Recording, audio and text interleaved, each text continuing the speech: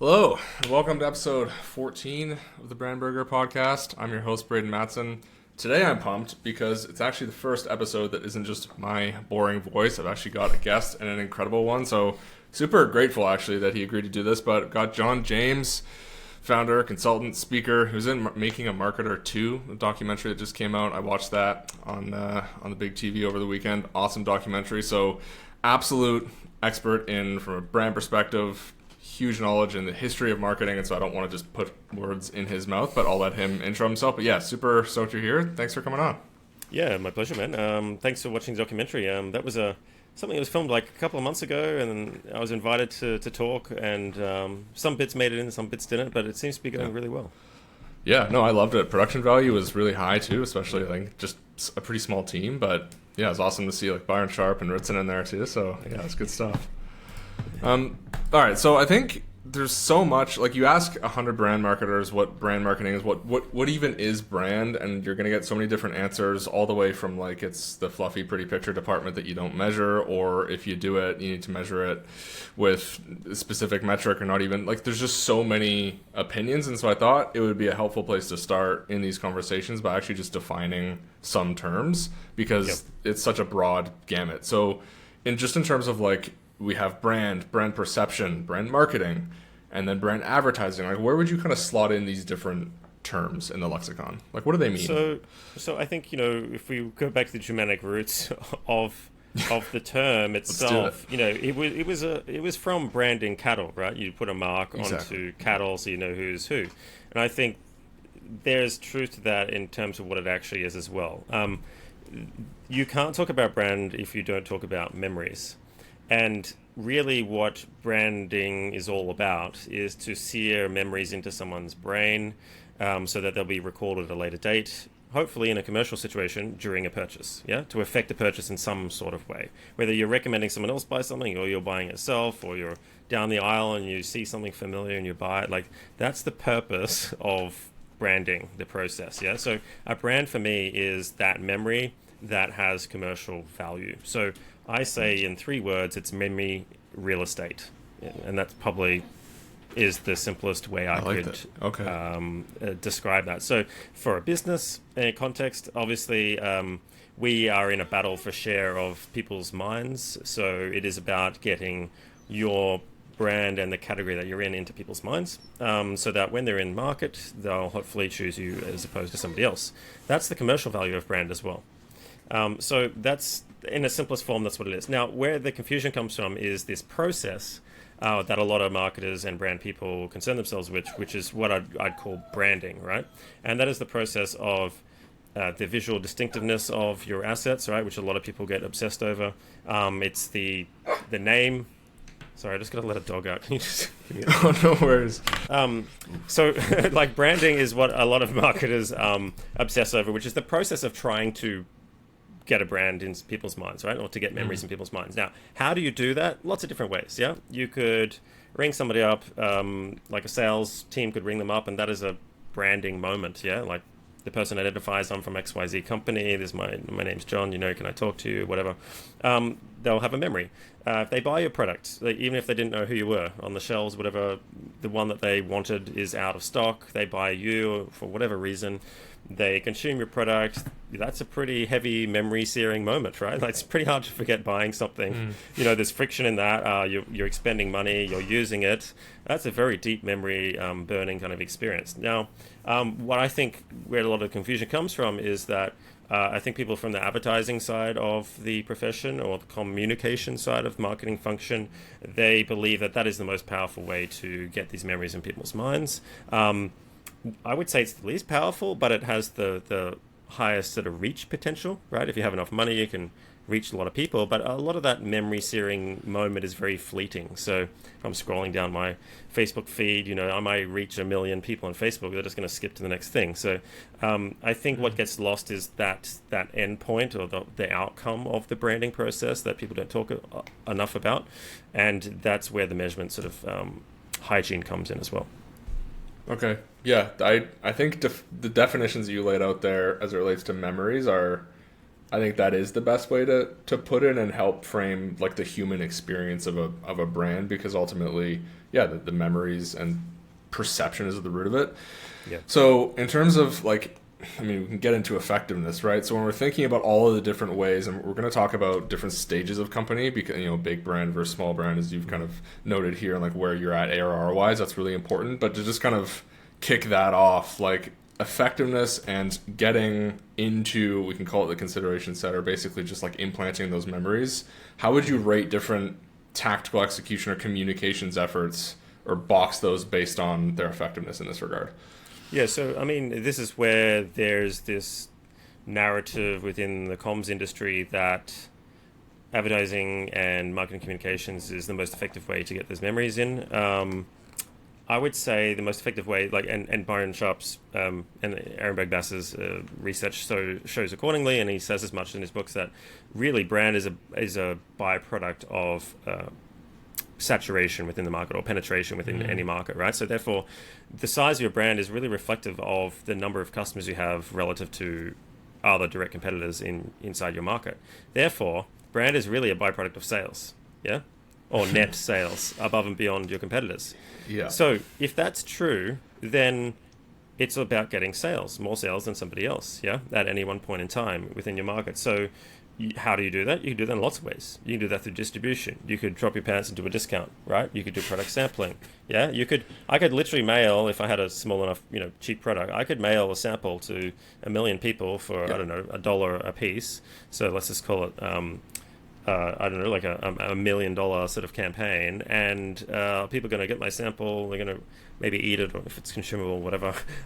That's a branding moment, yeah? And that could be quite good. You have a coupon on the back end for another purchase. Like, that is extremely effective as well. So I think people get lost in this like shouting communication side of thing for branding, and forget that the end goal is really a sale. And if your brand is a byproduct of sales, then that's the real end point, and that is the most powerful branding moment that you can get, obviously. Now, with that said, there are other circumstances where you can have share of mind, but they'll never purchase you. So a lot of personal brands are like this, right? They might purchase your content, like, if you want to call it that way, but there could be, government leaders that you haven't voted for that you're very aware of, and they have share of mind. So there is a bit of like both sides here, but I think a lot of people on the design or visual design side and comms side, they go a bit too heavy over to that side and forget that we're doing this for a reason, to sell something to people, and that's the whole game. There's a lot to be said there, and then lots of different rabbit holes to go down and also to avoid. I mean, I would agree that I think marketing is a creative enterprise, but at the end of the day, it is also, to your point, like, we're here to move the needle on business results, and I think sometimes marketers want to believe that it's more than that to make themselves feel better about perpetrating the capitalist enterprise, but it's like, that's what we're here to do. And I think what you're hitting on is it needs or deserves a double stamp, which is that feedback loop between, I actually like the stuff that I buy more than the stuff I don't buy, and like that, in terms of building brand, is, I don't think that's talked about enough. And so I think it just, marketers need to I think have a better just kind of foundation in how that works and why that's so important in terms of how brands grow. And this is really interesting when I was doing the brand health tracking course that I created, for free, because I came across this quite a lot. Which is amazing, by the way. If you haven't, we can link to that. Marketers need to get on it, but because what was very popular, and there are people like you mentioned, this Ritson person in his course also sort of goes down this. I would call it a bit like, it's a bit old now, but there's this brand consideration, brand preference, brand awareness measures that are quite slippery. Now, to give you an example, I could be aware of your brand, but I don't know what category you fall into. Therefore, when I'm in market, entering that category, like a category entry point, I'm not going to consider that brand, even though I know who they are. I didn't think they did the thing that I'm wanting to buy, therefore I won't buy them. Yeah, so there is a big difference between brand name awareness and brand plus category awareness, and that's what awareness should be. So that very subtle measure, if I wanted to, if I wanted to measure brand and make my figures look really good, brand name awareness is always going to be very high after a big campaign, right? Yeah. But like it's about the category connection there. That is the key thing, and that's where you see some of these advertising campaigns that are, very fluffy and very emotional, great pieces of filmography, right? But does it attach to the category at the end of it? Do I know who the advertiser is? I.e., is that searing into my brain and attaching the brand name with the thing that they do so that when I'm in market later on, I'm going to buy them? If it doesn't, then it's just arts for art's sake, right? And I think, consider, I'll give you another example, brand consideration. It's like a 0.69 correlation, right? So it's like really low. You'd want to be much higher than that. So that is like the correlation coefficient not really leading to end sales. So I might consider you, but then something else might be on special or more attractive or more available at the time. So it's a very slippery sort of metric. And then when you get to preference, it's again like the Trump election that just happened, right? I could say that I prefer a candidate. I could say that I'll consider voting for Trump. But when it comes to it, am I going to go out and vote for him versus somebody else? So there's a big difference between stated behavioral or purchase intent and actual purchase behavior. There's this famous quote by Margaret Mead. Do you know Margaret Mead? Or Ogilvy? I was just, I was gonna mention Ogilvy, but then I remember there was Ogilvy kind of Margaret Mead. Yeah. I mean, good for him. But yeah, like basically what she says, like there's a big difference between what people think, what people feel, and what people do, right? And you should never confuse all three because. Like at the end of the day, we want the behavioral action, right? Now that isn't to say that there is value politically with doing a lot of branding work that has really good optics. I have seen, and I'll admit, like, while it can come across as a bit fluffy, getting the house in order, making the place look good, it can have secondary benefits within the organization, right? It can gel some people together, maybe creates alignment in thinking, in the way they present themselves. There is a bit of value in that, right? But that is something that needs to translate into earnings at the end of the day. 100%. No, and it's one of the reasons why I don't love the traditional conceptualization of the funnel, and it's not. I think you address that, but I mean I think there are more empirical, I think you could say, approaches than just kind of like this asking of people, because again, to your point, what people feel and think is often completely decoupled from what they do, and so we should be focusing on what do we know about what people do first as opposed to what they feel first. But yep. I would love to get now into kind of moving us down more from the theoretical, which is obviously super helpful, but now into like the pragmatic of a marketer in a company who maybe is trying to make the case for brand, or just knows that like, hey, we need to get in people's minds, but our CFO doesn't understand it. And so thinking about, to start, just like where a company is in its size is going to dictate a lot of how it approaches this. So just broadly speaking, like, are there ARR thresholds in your experience? Like, how do you think about the kind of the more long-term, if we can call it that, marketing or brand marketing based on where a company is? And then like, how does the 95/5 rule and that kind of thing like factor into how we should approach this? Look, this is pretty multidimensional, and I think this is really critical because a lot of people get it wrong. I think there's this fallacy that you need to cover lots of bases with your channels and, be on social, be on search, be on this, be on that, at a too early age. I think, just generally speaking, companies don't focus their resources enough, and they try to cover too many bases with too many channels. And what happens is it dilutes all the effectiveness of that effort. With a lot of channels, you need to spend enough money to kind of cut past this threshold of like learning, I call it, or like the yield threshold.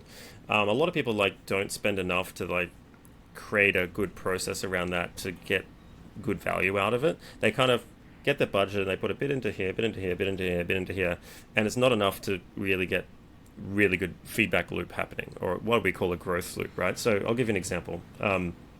Just the other day, talking to a client, one marketer, right? I would call them maybe a 10 mil to 20 mil ARR kind of business, right? So annual recurring revenue. And they had one marketer, had some other people on the side doing, very tactical work. And she was doing search, so SEO, SEM, or the paid search. She was doing organic social boosting on Facebook, Instagram, and LinkedIn, and also trying to get some PR, like podcast appearances.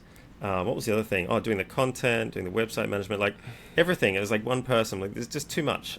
So I always say to clients, when you're in that 0 to 1 mil phase, you're basically just testing out your business model. Yeah, you should just be doing direct sales or like literally one channel at the most, and just making the most of that. From that 1 to 5 mil mark, it gets a bit awkward.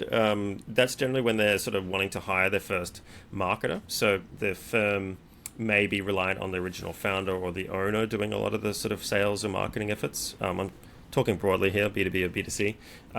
And they're looking to sort of like delegate that to this one person, where this lady was that I was talking to yesterday.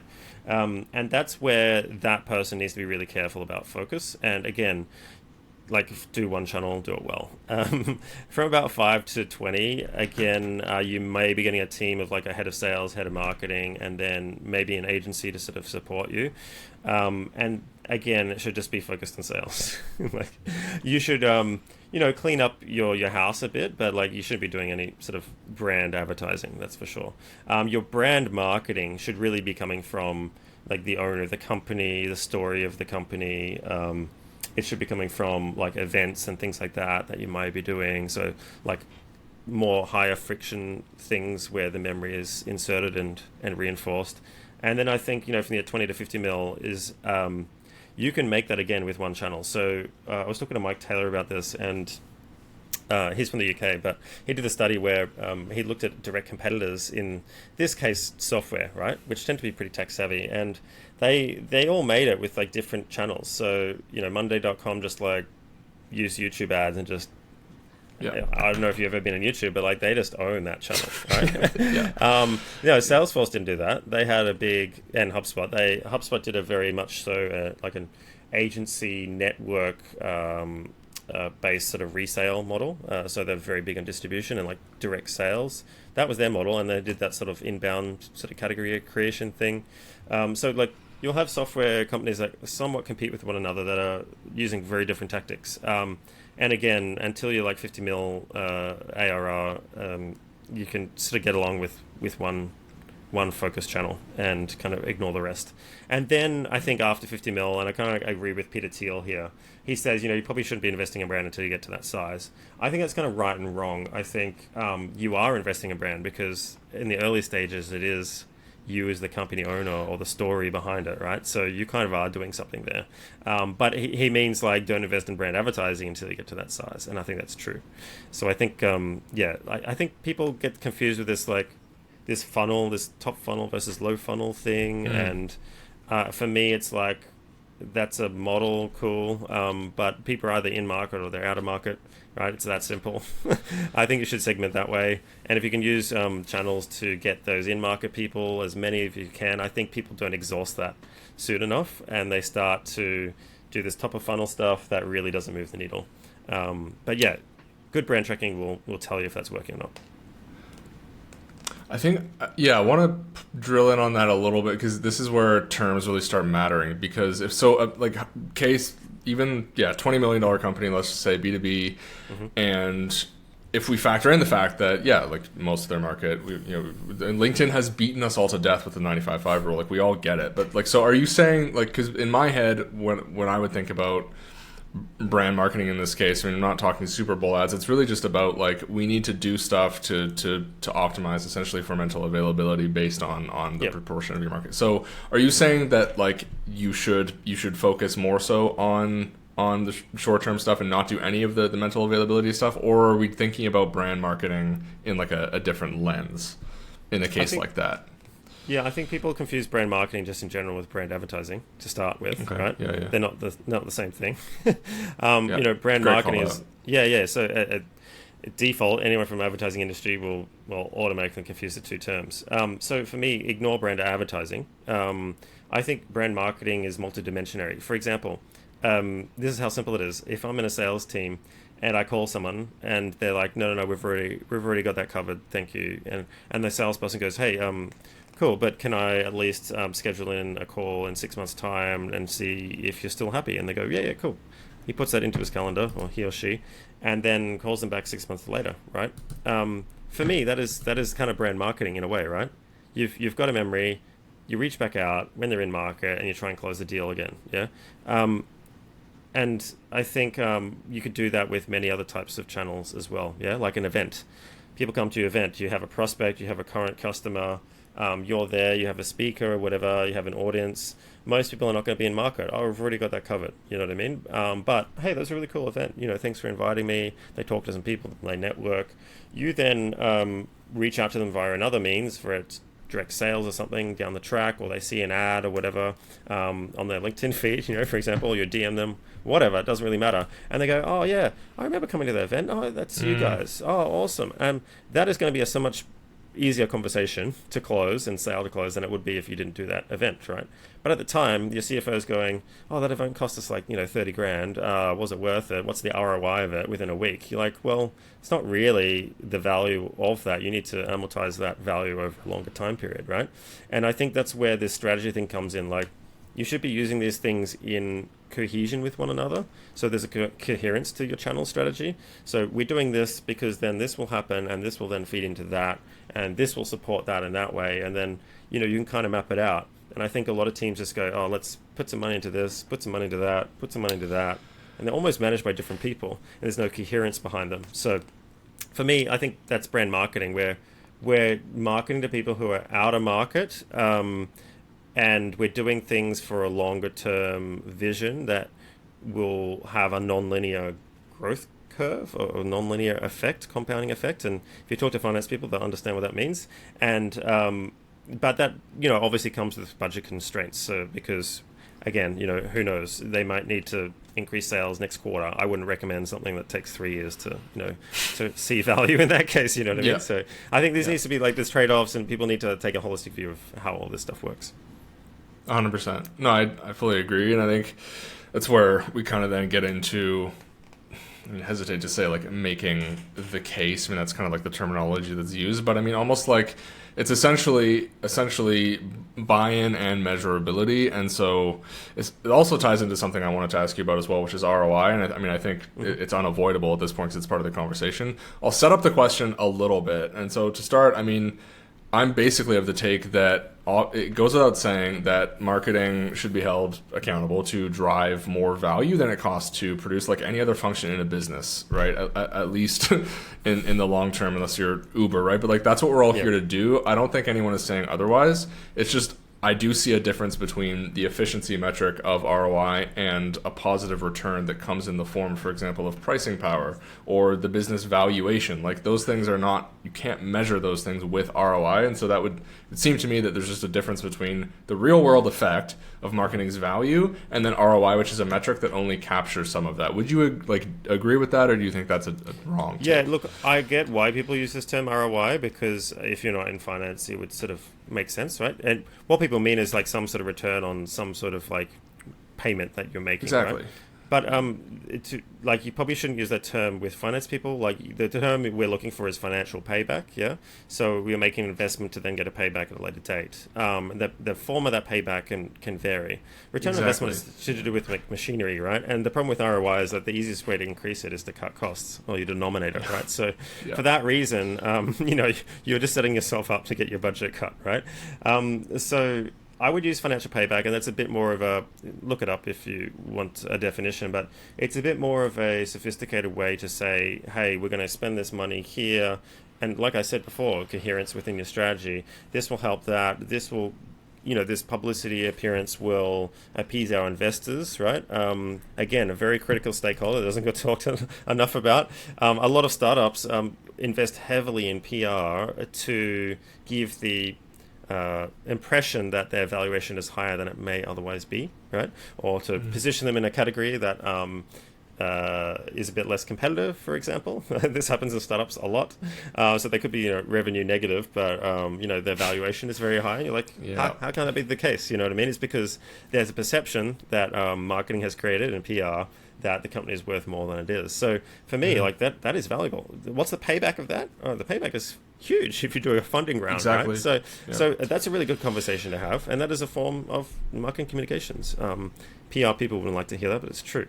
So for me, it's about the impression or the how much you're worth is a very intangible construct. Yeah, revenue is pretty hard to escape, but yeah, look, I think financial payback is the better way to look at it, because then you can kind of take the head of finance on a bit of a journey and go, our in-market sort of growth loopy thing is working, and that'll get leads at X, whatever. But then we need to start layering on these other things that maybe have a slower burn to start with, but which will compound as we go through. So I'm going to measure over this kind of time frame, and we're going to do a bit of a pilot test, because maybe it's risky, and you're not sure about it. So let's start small and let me prove that something has happened, and then we can put more money in. And they go, actually, that sounds good. This person's actually thinking about risk, and the downside risk and scenario planning. These are things that finance people really like to hear, because it means you've thought about what if it doesn't work out, right? And I think a lot of marketers don't think enough about that. They're just like, hey, we've got this really cool idea. It's going to work. And they don't realize that 89% of marketing initiatives will fail. So you've got that objection to handle. So I think, look up financial payback and plan it that way. Is a short answer. And how do you, from a channel perspective, how do we begin, how should marketers begin thinking about actually working out what risks looks like and payback could look like from this is our budget, maybe we've done some category entry point work, and so now we want to present the case, but how do we actually start putting numbers in Google Sheets? You know what I mean? Where the rubber meets the road. It depends on the sophistication of your department, how many people you got, but I know this may be hard to get, but you would be wanting, number one, to look at your sales cycle length, So that's the length between when someone buys and then when they buy the product again. In housing, for example, that could be very long, 10, 20 years. A car could be every 5, 10 years, But there are predictable averages in all these sectors. That's really important to know. Sales CRM, for example, a couple of years, quite a sticky product. So that really constrains the amount of market you can steal at any one point in time from that in-market audience, Then you've got to also know the size of your market as well. So how big is it? What's the N of people? Really important to know. And then once you have those two figures, you can figure out at any one point in time, coming back to this 95 rule, is that we have a pool of customers that can be captured. Let's just say it's 10 customers every month, right? Obviously, you're not going to get all 10 because there's competitors, but that will then give you your maximum yield possible, and it also sets expectations. So if you're getting 5 out of every 10, that's you're crushing it. You know what I mean? So I think people don't do those calculations enough. And if you did and worked with finance to create that, and it may be very hard to get, or you may have to pay for this information. That really sets, I think, expectations on a really, in reality, I would say, and gets away from this silver bullet kind of marketing punt. And that is a really key mindset shift right at the start. And then I'd be looking at getting a budget that, you'd be looking at some sort of CAC or customer acquisition cost, right? You'd be looking at the average order value or lifetime value of that customer acquisition. So how much is that customer worth to us? And those are your kind of basic unit economics. And you need to know all 4 of those things. And then you can deploy marketing on, and I'd probably take a bit of a probabilistic thinking. So if you don't have stuff already going and you don't have a good idea of what's translating into what from your expenditure, you'd be looking at sort of deploying funds with those metrics in mind, in a bit of a learn and ship and learn kind of mentality. Hey, we're going to do this thing and see if it hits these metrics. If it doesn't, we're going to drop it. And I think there's a lot of sunk costs with people hiring vendors or staff in specialist positions with channels that they're have a vested interest in, because that provides a barrier to dropping that channel if it's not working. And I think that's where a lot of these problems come from. Gotcha. Yeah, that it makes a ton of sense. And it's similar to, and shameless plug, the approach we take here at Storybook too, which is we need to understand what that percentage of your market in market is, and we also need to understand, and if we do that calculation properly, we will have also had that inter-purchase period, because and so much of this just rests too on the like your governing marketing worldview, which is like that's going to dictate how you interpret everything. If you believe that people buy because you just LinkedIn ads them enough, then that's a very different thing than understanding that people buy when there's some sort of state change and they're cued by something, and then they tend to find the brand that's most mentally and physically available. And like those two worldviews are very different, but I find it can often be challenging to kind of articulate that in a way that executives can buy into.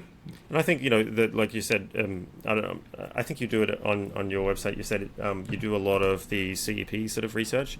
Really critical to do that beginning, because then like how they purchase your product. And I think a lot of assumptions are made about that. So example, yesterday we were targeting, you should do that straight away, right? The first thing you do should be that. 100%. But yesterday we were targeting with a client some accounting partners, or very senior partners who own the accounting practice, and we wanted to target those people and sell them a product that was quite good for them. It's a very sort of financial product. Anyway, they were using Google search, Facebook ads, Instagram ads, LinkedIn ads, right? And I looked at the target market. It was basically, sort of mid-Gen X to sort of boomer, right? If I had to generalize the decision makers. So, older people who are quite accomplished, later stage of their career. And I looked at this most recent media consumption report. And on average, these people did not consume social media. Like, they were the lowest two cohorts for consuming social media, right? Most of the time was spent listening to TV, radio, and some of the guys would listen to YouTube as well, and these guys were not investing in any of those channels whatsoever, right? So I was like, well, why are you investing in these channels? Oh, because our digital agency told us that's what we need to do, and because they'd hired someone before that was familiar with those channels. And I'm like, okay, cool, but it's probably not going to be very effective, and it wasn't. So that's just one very simple example that could have been prevented if you had done that CEP research straight away. It's like my blood pressure is rising and lowering at the same time somehow, because it's just like it's so true. And so man, there's a million things that I could ask you about. I have been dying to ask you this because I've been dying to just get opinions from people who seriously know their stuff on this, which is essentially.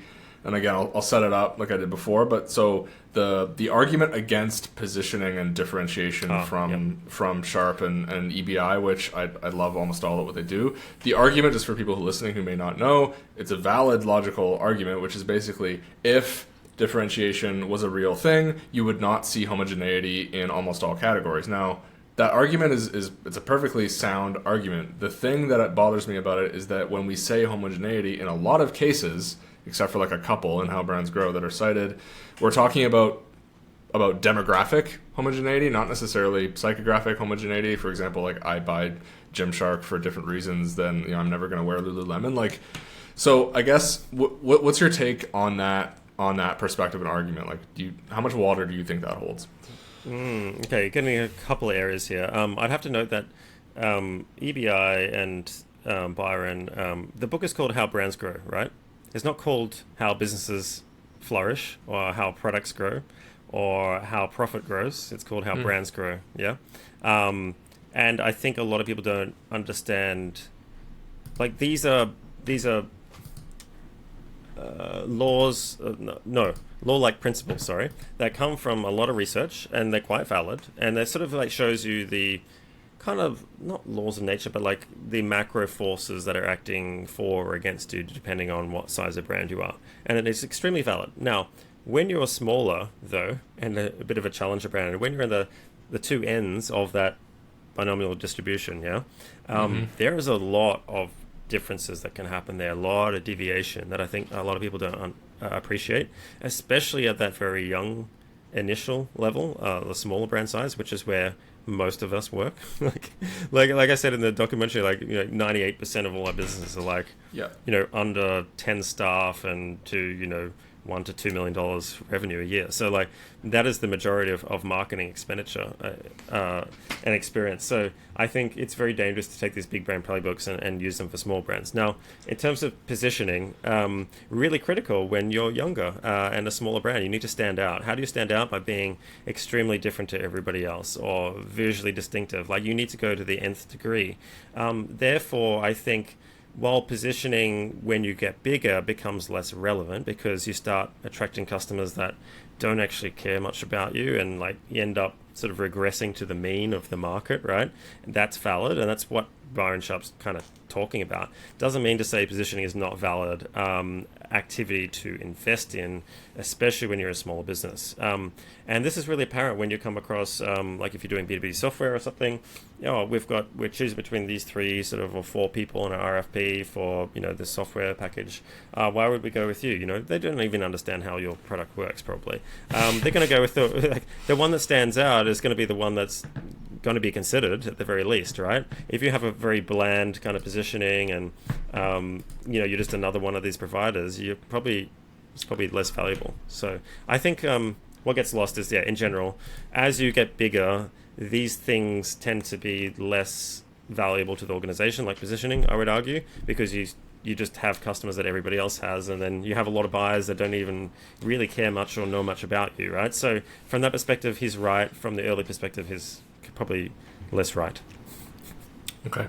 Yeah, no, it's a nuanced answer, which is why I love having these conversations. I think, and it kind of bridges also into what should be the final question before I can wrap up and let you go. But so there's kind of like, and you mentioned Mark Ritson, but his like formulation, and I did take the MBA, and I thought there's a ton of value in it, and then there's some things that I don't necessarily use. Like I thought the approach to objectives was a little old school, but in any case, the kind of like STP or segmentation, targeting, positioning approach of strategy versus what I would say is, I mean I don't know, like a mental availability, physical availability like model for the world. And so what I've been mulling over in my head recently is, if assuming you in the same scenario or same company applied both of them in, like, let's just say like you applied them both well, I think they could result in the same thing. In other words, I think they're almost like different roads to what could be the same